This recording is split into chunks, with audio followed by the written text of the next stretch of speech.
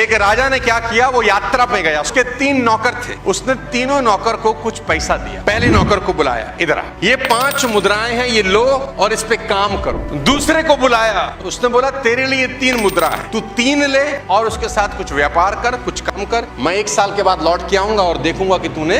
तीसरे नौकर को बुलाया, उसको 1 मुद्रा दी कि ये तेरे पास 1 है, तू जा इसके साथ कुछ कार्य कर, कुछ धंधा पानी कर, मैं 1 साल के बाद लौट के आऊंगा और देखूंगा कि तूने इसके साथ क्या। जिसको 1 दी उसने कहा कि राजा की मुद्रा बड़ी कीमती है, उसने तुरंत मिट्टी खोद उसमें दबा दी। जब राजा आएंगे सुरक्षित निकाल के। 1 साल के बाद राजा वापस आए, तीनों को खड़ा किया, बोला अपनी अपनी मुद्राएं लेकर आओ। जिसको पहले को 5 दी थी, 5 की 10 बना दी, ये 10 मुद्राएं राजा जी आपको अर्पित करता हूँ। राजा ने कहा वाह क्या बात है। दूसरे को जिसको 3 दी थी, उसने बोला मैंने भी धंधा किया राजा साहब, 3 की 5 बना दी है, ये आपके पास। तीसरे से पूछा तेरा क्या हाल है, उसने मिट्टी खोदी, बोला प्रभु 1 की 1 संभाल के रखी, कुछ खराब नहीं किया। राजा ने कहा वेल डन। राजा ने मंत्री को आदेश दिया कि जिसकी 1 है इससे ले लो और उसको दे दो जिसके पास 10। उसने बोला ये तो नाइंसाफी, हम पे तो 1 ही थी, वो भी आपने ले ली और उसको दे दी जिसके पास ऑलरेडी 10 है। तो राजा एक लाइन बोले, याद रखो जिसके पास है उसे और दिया जाएगा और इस तरह उसके पास बहुत हो जाएगा, लेकिन जिसके पास नहीं है उससे वह भी ले लिया जाएगा